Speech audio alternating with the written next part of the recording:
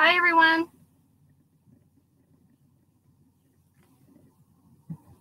It's telling me to invite friends, so I'm going to go ahead and tag a couple of people. There's Tammy. There's Anna.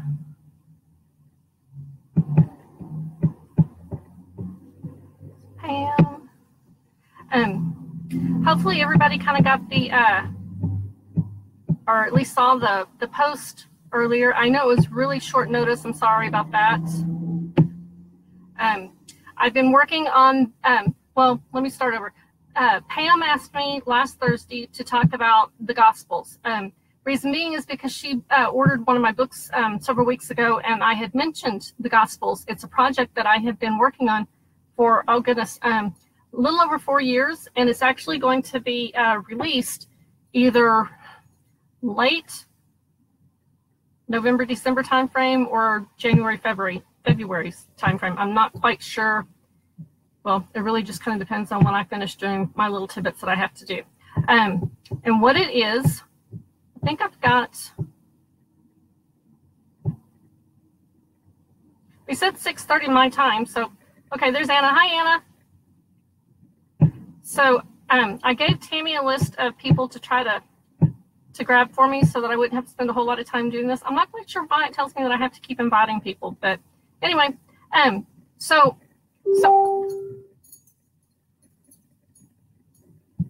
done. Okay. Hi, Anna. I see you too. Hi, Elaine. Okay, so anyway, Pam asked me last Thursday to talk about the gospel project that I've been working on, and what it is that summer 4 years ago, right before I got sick, God really laid on my heart to follow Him, and I kept thinking, well, isn't that what I've always been doing? Is following you? But this one particular weekend, while the boys were gone, it was just a constant follow me.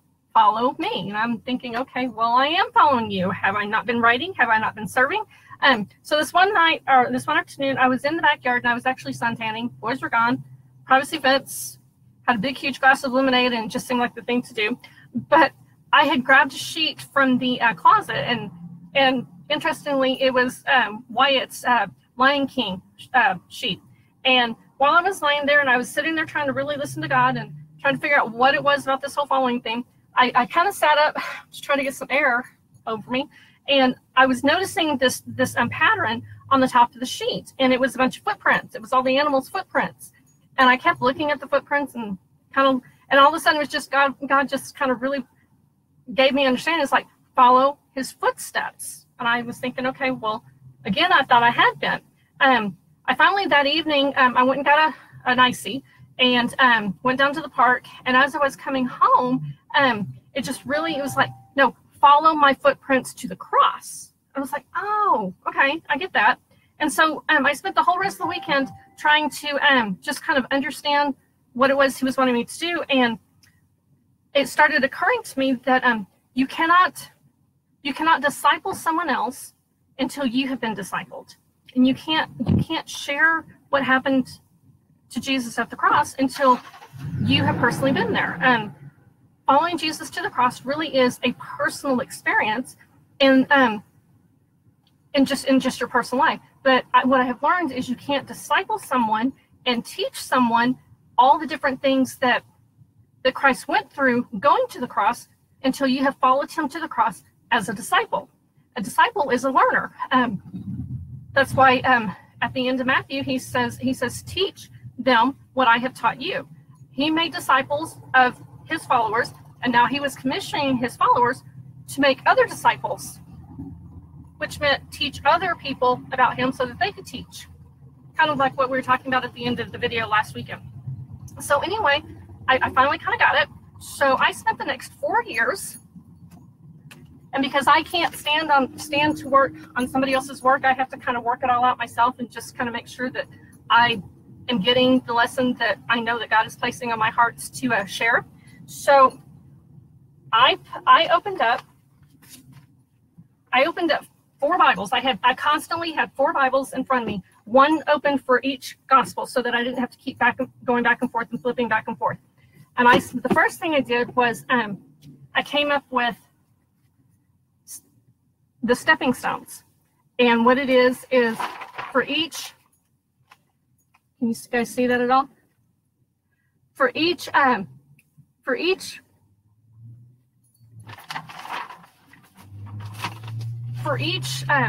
starting from the time that he was baptized, or actually from the time that he left the wood shop, all the way to when he ascended, I went through and I literally made stepping stones for every place that me personally that I could really and truly see Jesus's footsteps, and where he was doing something different. Now, some of the steps he stayed in the same place, but there was a distinct turn in conversations. So in some of the steps, even though he might have been in the same place, I numbered them separately because he had really changed his conversation to a different direction. So and I went over this and over this and over this. I came up with 273 steps. I know the NIV and a couple other people, they've got in the NIV Bible, you'll kind of see some steps and things.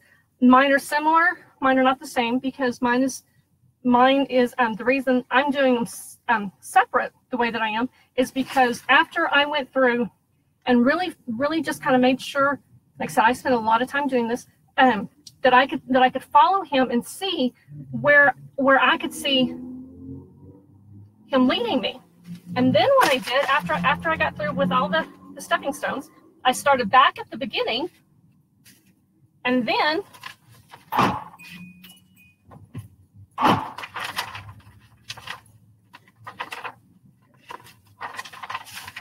I started at the beginning, and I spent the next 4 years taking each one of those steps and turning it into a complete verse-by-verse, step-by-step, very in-depth study.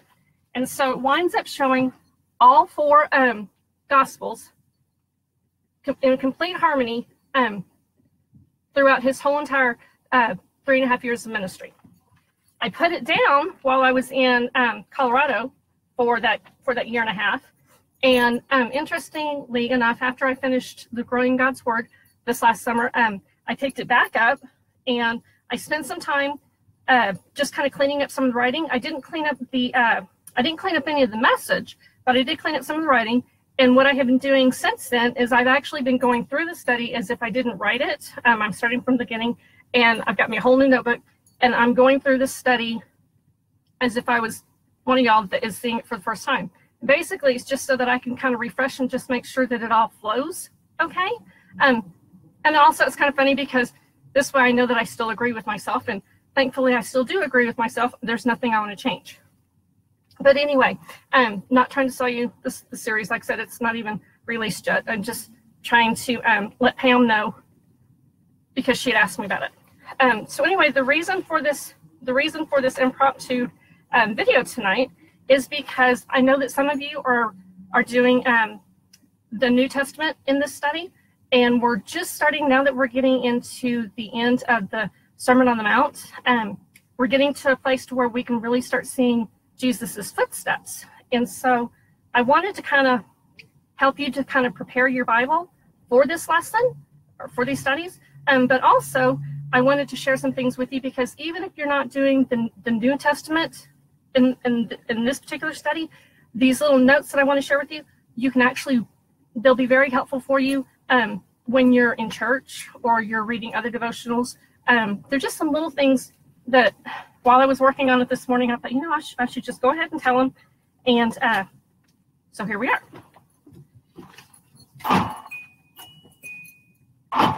I keep locking my door because I don't want somebody to come up behind me and open my door and flip me out of the car.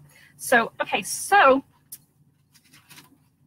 I wanted to show you, I showed you guys my daily Bible the last time we were together, but I wanted to show you that I do practice what I preach. And so I have this is my personal Bible. It is I'm his daughter Bible.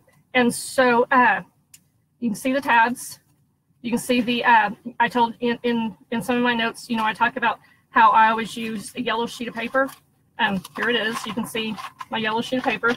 I told you that I always use purple to write out God's verses. So I practice what I preach. Here's my yellow paper. Here's my purple writing.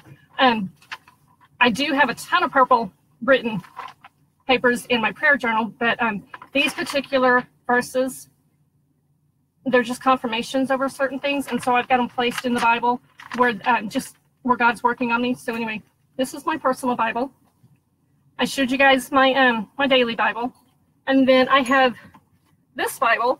I still do it. I still mark it and tab it, just like I've told you guys. But this is the Bible I take to church with me, so that way when I'm being fed, when the pastor's teaching me and sermons and everything, I've got a different Bible that I can mark in and underline, and I know that it's because somebody's teaching me.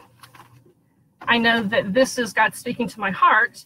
And then the daily Bible is because every morning I start out with just some quiet time and just devotional reading, which I've told you guys how to do, or at least I've tried to encourage you. I have a study Bible that I use to study, so that I'm no longer his daughter, and it's not about my personal journey, and it's not about my personal life, but it's okay, Lord, what are you teaching me, and what do you want me to study for, and what do I need to prepare to share with someone else? So here's my study Bible. And in the studying for you guys, or for when I'm writing and everything, I actually have, I told you in some of the pre-readings before we started this series, how to just kind of prepare yourself. So, so in it, I kind of talked about having two different roles, having a teacher role, but also having my personal relationship role. So in this one, I've got a printout of the Bible, and then I use it to mark the same way that I've told you guys, but I do a little bit more scribbling all over it, and it's printed out in a much bigger font, so that I've got place to write and to highlight and just prepare. So that's kind of the madness in my world, and just so that you guys can understand that I really am a Bible nerd. I don't know why God decided to do that to me, but here we are. Okay, so back to this. When you're reading the Gospels, you really have to read the Gospels and study the Gospels a little bit differently than you do the rest of like the Old Testament, or even the rest of the New Testament. And the reason being is because all four Gospels are just about Jesus, but all four Gospels they look at different aspects of Jesus. Same thing as if all three of my kids can go to the movies, they'll come back and they're all three telling me about the exact same movie, but one tells me a little bit of this, one tells me a little bit of this, the other one tells me a little bit about this, and between the three of them, I've seen the movie. At least it seems like it. What's interesting too is that all four Gospels, they start out introducing Jesus, but they start out introducing him in different areas of where he was at. John writes in a chronological order, but he focuses on truly showing that Jesus is the Son of God. Mark writes more like a preacher. He writes in chronological order too, but it's short, to the point. Here you go. Matthew writes just like a teacher, exactly like what the commission was. He writes in a way of teaching you, and there's a lot of places in Matthew where he actually writes in a topical order, and but he does that for a reason, on purpose, because he's showing in his writing that Jesus is the fulfilled Messiah. The way he writes is to show that Jesus really is the one that fulfills and was the one that all the Old Testament talked about. So there's several places that he kind of jumps back and forth in his writing. And again, he has a reason for it. But if you're not careful, then, for instance, in Matthew 8, he talks about healing Peter's mother-in-law. Well, that really truly, in Matthew 8, he brings that particular healing, he brings it and he groups it in with a couple of other healings because they had just gotten through with the Sermon of the Mount. And now that they had had the sermon and Jesus had really just preached to this great big huge mass following, Matthew put together and introduced and told about some healings, two of them of which happened before that he's just now talking about, because now once we get to Matthew 8, he really starts showing that not only does Christ have power in his words, but he has powers in his deeds, that he can back up and actually do what he was just talking about. Now, when we get closer to the cross, Matthew really kind of starts honing in with the rest of the Gospels and getting really into a step-by-step chronological order. But the majority of his writing is not to really follow his footsteps. It's to show that he is the fulfilled Messiah. In fact, multiple times throughout Matthew, you'll read the phrase, "And this was to fulfill," and then he'll talk back about the Old Testament. Luke wrote specifically, after he had interviewed people, after he had researched it, after he had studied, after he had really just determined that everything he heard was accurate, he wrote specifically to put it in a chronological order. So he is chronological. So anyway, the first thing I want you to do is to realize that Jesus's whole ministry, from the time he was born all the way to the time he ascended to heaven, can actually be broken up into 7 sections. The first section would be the beginning, which actually has 3 preludes, and it's all the first section. If you want to, just kind of make an outline as you go while you're reading, the first section is in the beginning, and it talks about his miraculous birth.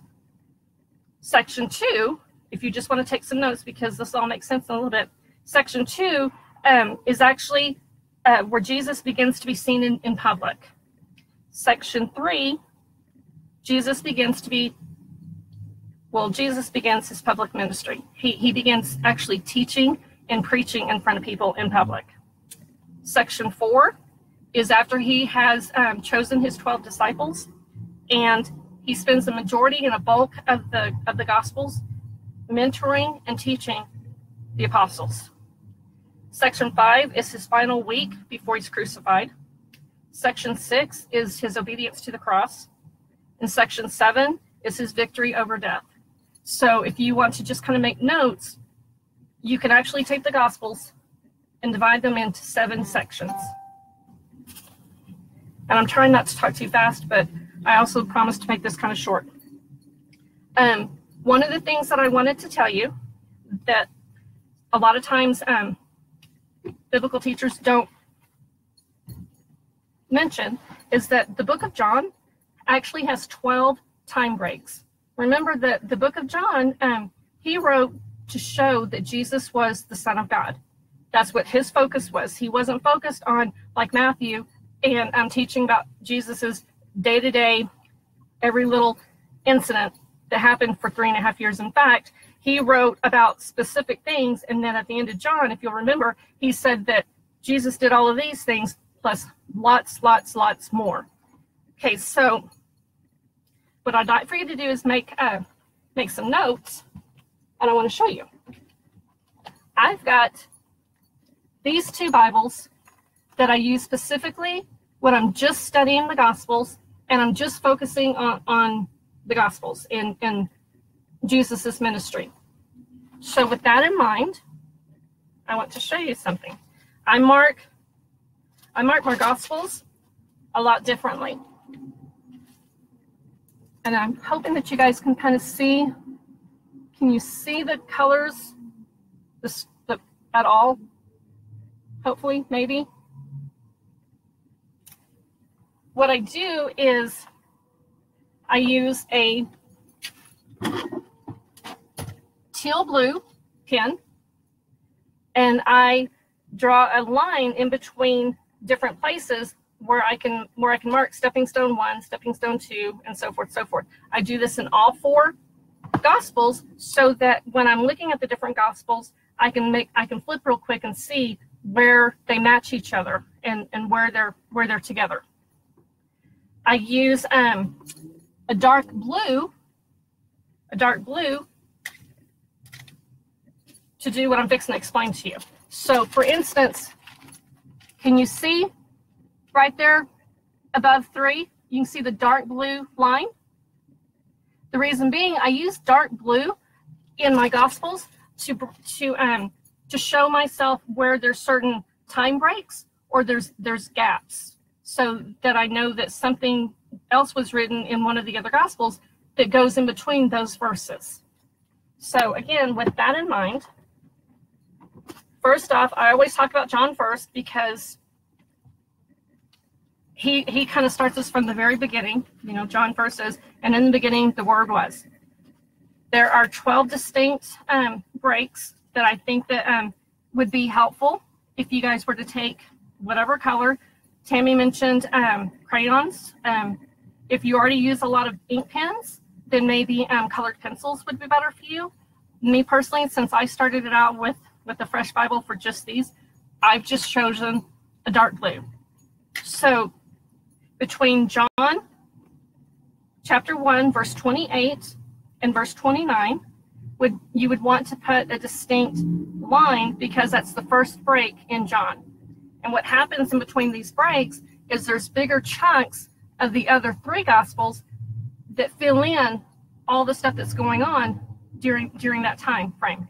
I'm hoping this kind of makes sense to you. Would somebody give me a thumbs up that you're kind of getting? Am I going too fast? I'm talking kind of fast because I promised I would make it a lot shorter this time. So if I need to slow down, repeat something, somebody let me know. Okay, so your first break in preparing your Bible for the Gospels, you'd want to put a break in between verse 28 and verse 29 of chapter 1 in the book of John. Your second break would be after John, verse 54, and before John, chapter 5, verse 1. So the end of chapter 4 and the beginning of chapter 5, you would want to put a distinct break there because there's a big chunk where the other Gospels come in and tell you a lot of other more intricate details that John just was not inspired by the Holy Spirit to write about. Got that one? Okay, so the third break would be John chapter 5, verse 47, and then John chapter 6, verse 1. So between verse 47 of chapter 5 and the first verse of chapter 6, there is another specific, a good chunk of the other Gospels. That's number 3. Number 4 is between, we're still in the John chapter 6, but the fourth break is in between verse 21 and 22. And I'll explain that why in a minute. Okay, so John 6, 21 and 22, put a slash there. That's break number 4. Break number 5 is is at the end of chapter 6, verse 71, and John chapter 7, verse 1. You'd want a distinct break between them. That's the 5th break.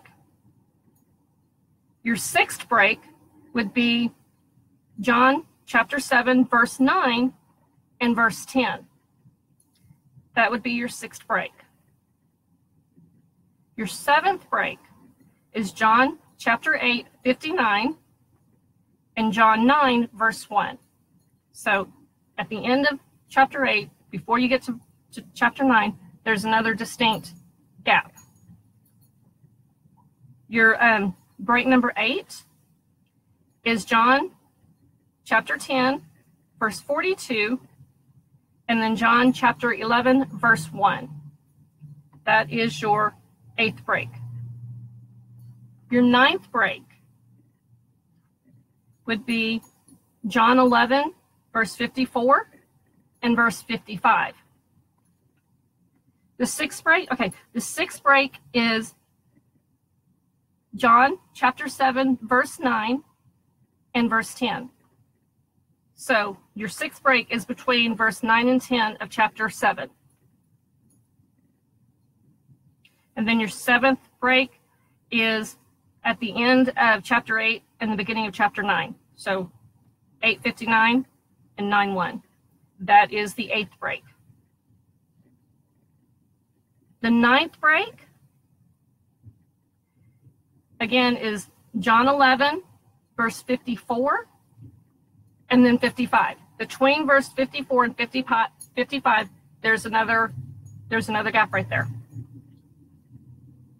Your 10th break, so break number 10, would be John chapter 12, verse 19, and then verse 20. Okay, so between 19 and 20 of chapter 12. Got it? And I'm going to explain some of these gaps in just a minute. I just want you guys to get these down first. Okay, so break number 11 is John 12, verse 50, and then John 13, verse 1. So at the end of John 12, the beginning of John 13, there's another gap. And then from John 13 all the way to John chapter 20, verse 18, all goes together. And that's where all the other three gospels are all starting to come in together, because it's that last week of his life before he's crucified. So that's why there's so much of a bulk of just continuous reading for the book of John, because all four gospels are now honing in on the exact same detailed events.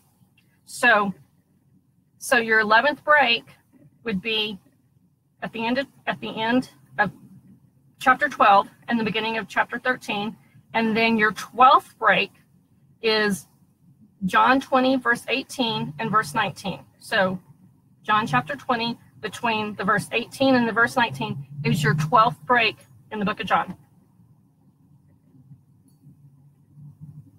So if you can make a distinct note in your Bible so that you know that, because a majority of the time when John's speaking, the other three gospels are quiet.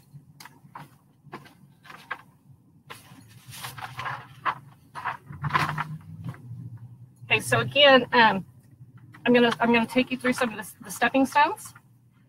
Section 1 of Jesus's, from the time he was, between the time that Mary became pregnant with him to the time that he ascended to the throne or to heaven, there are, again, you can take his whole ministry, his whole life, the Gospels, and you can divide them into 7 distinct categories.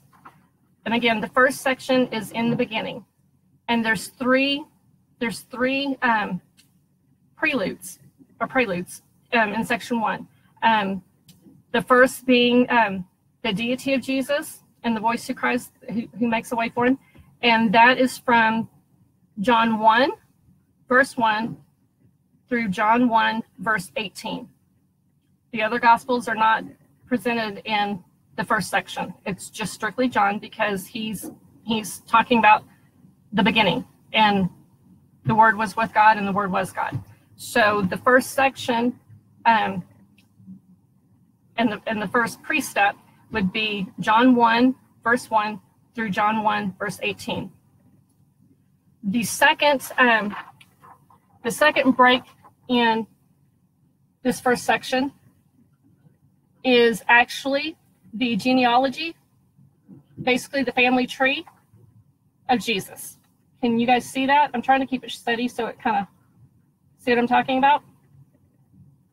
Okay, so then the third prelude before Jesus starts his ministry, we pick up in, and again, John, this is in the middle of that first break of John, the prelude to Jesus's ministry.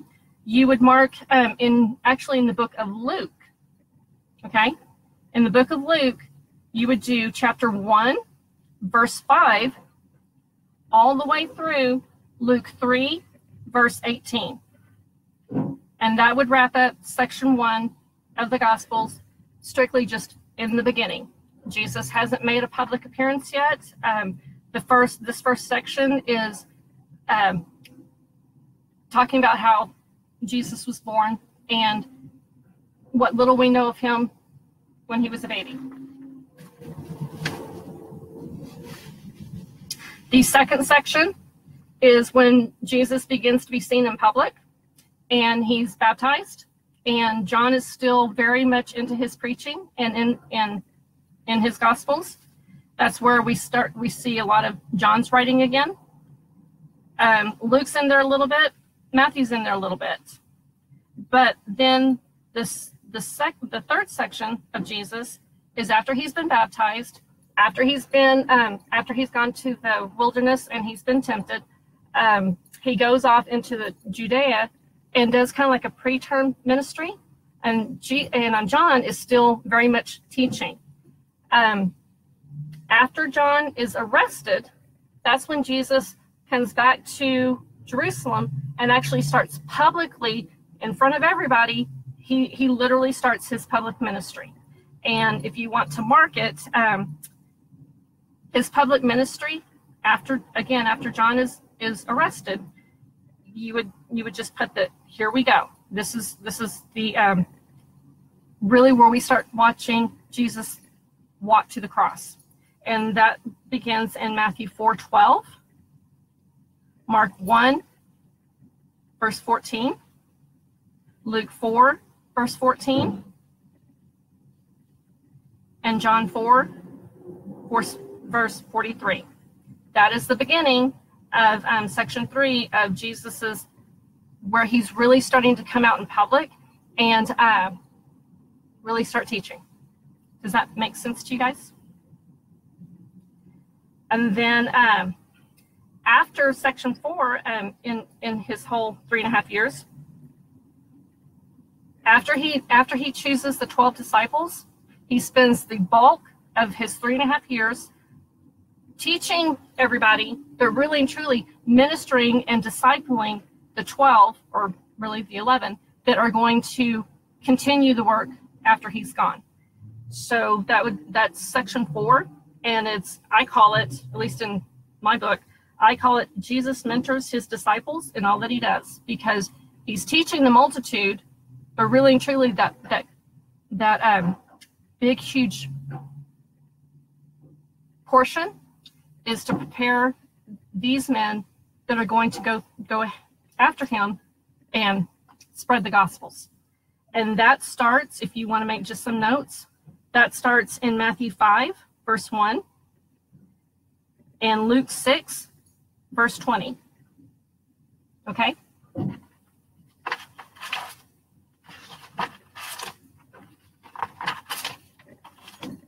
Section 5 is the beginning of his final week, and this is where all 4 Gospels really start coming together, and you can see them literally doing this. Matthew starts writing along chronologically like the other ones. He has kind of finished up his topical lessons, and so his final week begins in Matthew 21, verse 1, Mark 11, verse 1, Luke 19, verse 28, John 12, verse 12.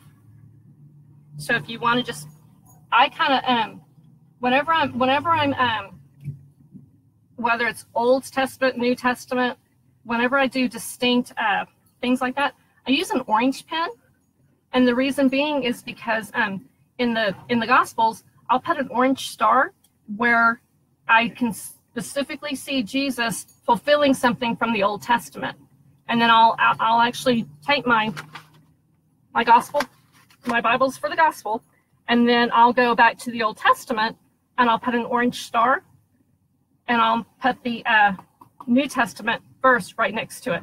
So when I am reading something from when I'm working in the Gospels, but I'm being referred back to, and I'm doing a reference back to the Old Testament, I can immediately see, because I only use my orange pen for that. And so I can very quickly see that, oh, I can see something in here in the Old Testament, and I know exactly where it shows me in the Gospels where it was fulfilled.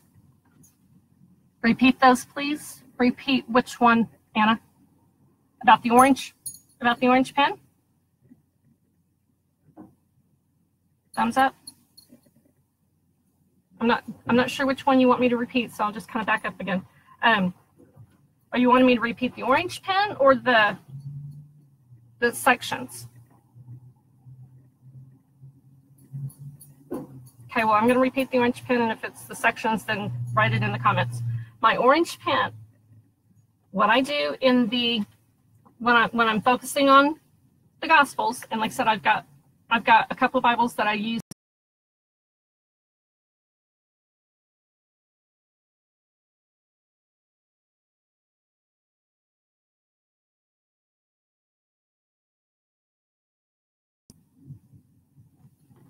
Okay, are you there?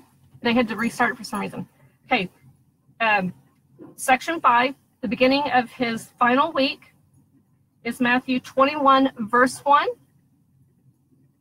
Mark 11, verse 1, Luke 19, verse 28, and John 12, verse 12. That's where I've got a distinct, now he's coming to his final week. We're going right here. Yep, we're all visual learners. So that's his final week, and then again, the orange pen is when I'm in the Gospels. I'll make a star, and I use it to cross-reference where he is fulfilling Old Testament prophecies, and then I'll actually go back to the Old Testament and do a star again with the orange pen. So anytime in these Bibles when I see an orange star, I know that they're linked with each other, and it's where Jesus is fulfilling something that was written about him. Okay, so section 6 is what I call Jesus's obedience to the cross. It's after he's had his Last Supper, and he's having his Last Supper. It's that 48 hours. Thank you. Yeah, here's my cup with all my different colors. You can see. Okay, so section 6, Jesus's obedience to the cross. You would want to start it in Matthew chapter 26, verse 47. Mark 14, verse 43. Luke 22, verse 47. John 18, verse 1. And that's the beginning of section 6, the obedience to the cross. Okay? So section 7 is his victory over death. He's been crucified. Now we're going to see him raised. And just that little bit of time, that 40 days before he ascends to the cross. So his victory over death begins at Matthew 28, verse 1, Mark 16, verse 1, Luke 24, verse 1, John chapter 20, verse 1. That's the 7th section, his victory over death. And and I didn't do that deliberately. I really didn't. I didn't do it deliberately. But what really astounded me when I finally finished this was section 7 is victory over death, and 7 is a biblical number for completion. Everything's completed. And so like I said, I didn't just decide to make 7 sections. I literally was dividing them into the different sections that I could see throughout his life and at the end. So it is really kind of neat that there's 7 sections that we can put the Gospels in, and the last one being the victory over death. 7 is the number of completion. So those are some tips that I would like to share with you. And then as we are going through the book of Matthew, and our group studies in this Walking Through His Word. If you notice, those that are reading and going along with it, is that at the beginning of each lesson, I give you certain verses and to mark what step they are, and I put SS and then the number. Can you see that? And just kind of see my chicken scratch.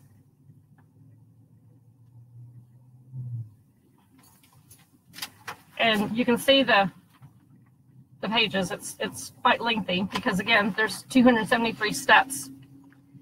If any of you guys would like a copy of this, so that you can keep up with all 4 Gospels and the harmony and see where the steps are, because the steps, each step, for instance, each step shows you, where am I at? What is easier? There you go. Each step shows you the verses from all 4 Gospels that go to that step.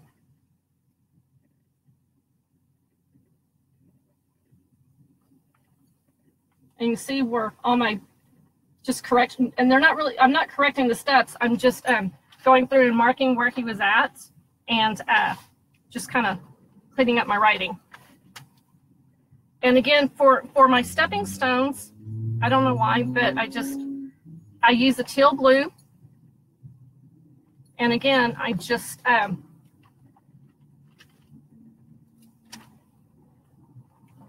you can see, can you see?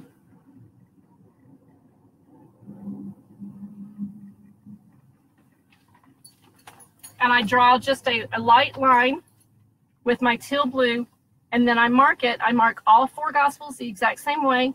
I take a teal blue to make a distinction between each step, and then I just write SS and then the number. So when whichever Gospel I'm reading, all 4 of them, I can see where the numbers, and then it's easy for me to flip back to one of the other Gospels and find the same stepping stone.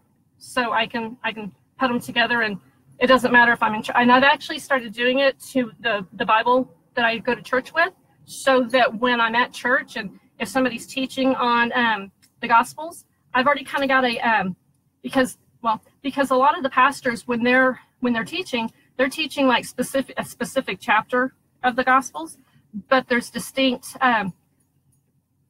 changes and walks in each chapter. And so when I'm in church and somebody's doing a sermon, I like in my Bible, my church Bible, to just have some little notes, so that in my mind, because I've done it so much, that in my mind, when I see a distinct one of these with a little number, I immediately can visualize and go, oh, I know where that is in my study. And it just kind of helps me to get a little bit more perspective, and it helps me to understand the lesson a little bit more. And also, it also helps me because I sat in a sermon one time where the pastor was teaching on chapter 8 of Matthew, and he specifically made it sound like that the entire chapter 8 was all in one day. And at the end of the sermon, he literally said, man, that was a busy day for Jesus. And I'm sitting here thinking, well, yeah, it was a busy day for Jesus, but all of chapter 8 did not happen in one day, because two of the healings actually happened beforehand, but Matthew was just now starting to talk about them. For instance, if you go to Matthew 4, and I'm fixing to wrap this up, and then if you have any more questions, then yes, SS equals stepping stones. Yes. So, for instance, in chapter 4, Matthew chapter 4, and we've already gotten past 4 in our studies, but Matthew stops right before, after he's met Peter, and he stops there. Matthew doesn't talk about going into Peter's house and healing his mother-in-law until chapter 8. The other Gospels, specifically Mark, does. Mark goes on to talk about how Jesus talks to Peter and them, and then he goes home with them, and he finds that Peter's mother-in-law is sick, and he heals her. She gets up and serves them. He did not heal Peter's mother-in-law twice. So if you read Matthew 4 all the way through, and then all of a sudden you get to a point in Mark, if you're not careful, a lot of people do. They think, oh, well, he must have healed her twice. No, she didn't get sick twice, and he had to go back and heal her a second time. It's the exact same incident. It's just that Matthew talks about it a little bit later, after the Sermon on the Mount, because he's showing that after he spoke and there was authority in his word, now Matthew is coming back and saying, by the way, let me show you that he can back up his word and fulfill his word, and he's just as powerful in his deed. Does that make sense? Does that help? Anybody? So anyway, those are just some things that I thought that I would share with you, so that you guys can kind of get your Bibles ready. One thing I do, I'll show you real quick. When there's specific names that I know mean something, and I want to be able to go back and kind of research them to find out who they are and how they fit in. For instance, Matthew 1, when they're talking about his genealogy, what I did was I took a light blue pencil, the colored pencils, and can you see that? I shaded in the names with that light blue. And it's just a way for me to, with all the wording and everything, I didn't shade in the entire chapter, obviously. I only shaded in like Abraham, Isaac, Jacob, Perez, and so forth and so forth. So that way, it's a little bit different way that I can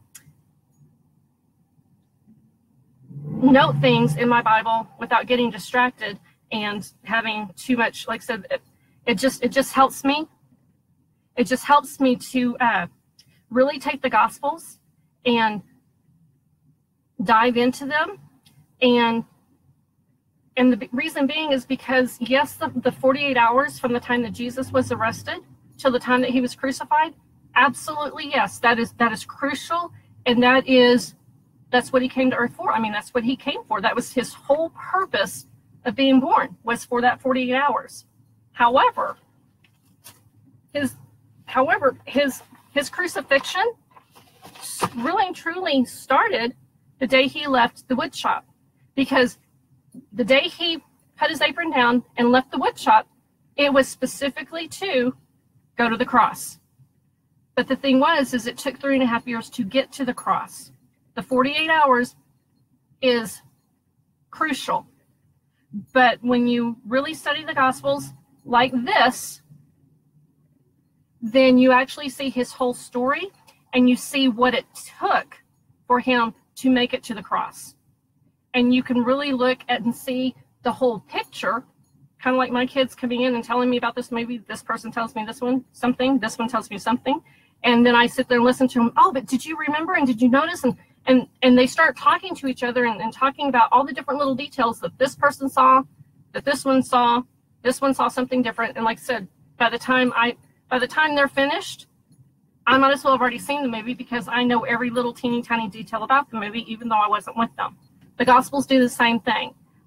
So that's why it's really nice to have a harmony and to see how the Gospels do this, because you see the whole picture from start to finish, his whole entire 3.5 years, and what it really and truly took for him to be obedient to the cross, and for him to do what he did on a daily basis, and know that every single day, this mass following that kept coming after him, he knew that he healed this person, he did something for this person, he fed these people. I mean, every single day He was doing something as he was making his way to the cross.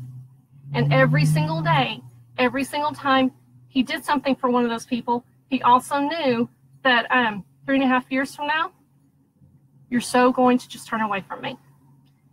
But you know what? He did it anyway. All these people that kept following him, all these people that were just, oh, I love you to death. Wonderful. Thank you. He looked at them. He loved them. And he was wonderful to them. He blessed them. But he also knew that 3.5 years from now, you're not going to know me and you're going to totally reject me. But that did not deter him, and that did not stop him from doing what he did every single day. And so again, I like studying the Gospels together because I see the whole picture, and I get to see the love that he shared and showed. I also get to see the how he loved them anyway through all the rejection and through all just the rigmarole that he was going to have to go through for 3.5 years in order to be obedient and to make it to the cross. And so that's why I put the Gospels together, and that's why I study the Gospels differently than the way I do the Old Testament and the remainder part of the New Testament. So I hope these tips have helped you. If you guys have any questions, make some comments. This will stay on the group feed, so whoever reads it later, if somebody else has questions, we'll answer them. But like I said, it was short notice, I know, but it's something that I'm working on, and I just thought, well, if I share some of these, then as y'all get further into the studies or when you're out doing your own thing, you'll have some little notes in the Gospels and go, oh, I know where that fits. I know how that goes together. What did he do before those 3.5 years? He was born. We know that when he was 12 years old, he was missing for 3 days because he was at the temple. And after when his parents found him in the temple when he was 12 years old, all we are told is that he grew and the Spirit was with him. Luke and Matthew both talk about him being a baby. However, there's certain things that Matthew talks about as a baby that Luke doesn't. And so that's why I've tried to be really careful to kind of show you guys some of the differences. Matthew talks about the wise men. Luke does not. Matthew talks about the short excursion into Egypt. Luke does not. They both talk about his infancy, but they talk about a couple of different things that, again, they both talk about his infancy, but they both look at a couple of different things. It's not just iota both ways. So that's, again, why I just kind of like to make notes and number them and just kind of keep up with, so that I know when I see it, especially with the book of Matthew and Luke, I'll make some little lines so that I know to go to Luke to see what's filled in right there, and vice versa. When I'm studying the book of Luke, when I see the line, and I know to go to Matthew and see what fills in that little bit of a gap. And it helps me. Like I said, a majority of the time, I try to keep all 4 Gospels together. But when you're doing a study like what we're doing through walking through his word, we're taking it book by book, chapter by chapter. So right now, we may talk about all 4 Gospels, but we're really focusing on just Matthew at the moment. And so we're taking Matthew, and we're looking primarily and focusing on what Matthew is teaching us. But while we're going through Matthew, I want to be able to just make some little side notes for you guys, so that when we start studying the book of Mark and we get to those little things in Mark, you know where Mark fits into Matthew. And then later when we get to the book of Luke, you'll see all your little marks, and you'll know to flip back and go back to the book of Matthew and the book of Mark and where you've already been, and you can kind of start filling in and seeing how they all kind of start doing this. And then when we finally get to the book of John, boy, you're going to have the Gospels down. You'll know them like the back of your hand. Hi, Don. You're very welcome. So are there any other questions? I've finished the notes that I wanted to give you. I went a little bit over my time. But if anybody else has any questions, I'm in no hurry. So I can answer questions for a little bit longer if anybody else has comments or questions. Otherwise, we'll wrap it up. So I'll give you guys a second. I'm glad you like the Santa. Tammy, I hope you're taking lots of notes so we can share them later. I can't really tell on my screen who's actually watching. So unless somebody actually makes a comment, I'm not ignoring anybody or not saying hi. I just, on my side of the screen, I can't see anybody unless you actually write something. So I'm not playing favorites. I'm just only acknowledging, mentioning the ones I can see over on this side that have asked. But I really enjoy studying with you ladies. I really enjoy sharing life with you ladies. I really enjoy, I'm really enjoying this walk. So I hope you're having a wonderful Saturday. I hope you'll have a wonderful tomorrow in worship. And I love you ladies. And I will talk to you later. I don't see any more comments coming up, but again, you can always post comments afterwards and rewatch this. And if anybody would like some of the stepping stones, just to keep in with your notes, I'm more than happy to share them with you. Just give me a shout and I'll email them to you. Okay. Love you guys. Bye.